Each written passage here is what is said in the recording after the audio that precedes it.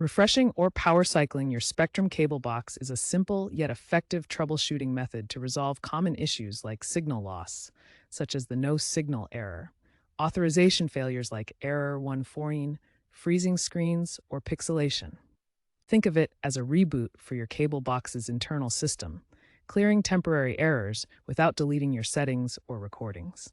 You should refresh your box if you encounter any of these problems before contacting Spectrum support. Since most common issues can be solved by a refresh, which clears the cache, resets the operating system, and reestablishes connections. To refresh your Spectrum cable box, start by locating it and preparing to unplug the power cord. Locate the power cord at the back of your Spectrum cable box and unplug it from the electrical outlet. Optionally, you can also disconnect the coaxial cable.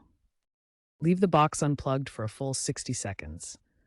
This ensures that the device completely loses power and resets. Plug the power cord back into the electrical outlet.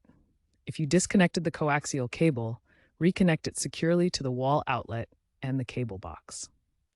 Allow the cable box to fully reboot. This process can take several minutes. You'll typically see a series of lights flashing, followed by the display returning to normal. Once the box has rebooted, check your TV to see if the signal has been restored. If you're still experiencing issues, ensure the coaxial cable is securely connected and consider contacting Spectrum support at 1-855-478-6786 to have them send a reauthorization signal.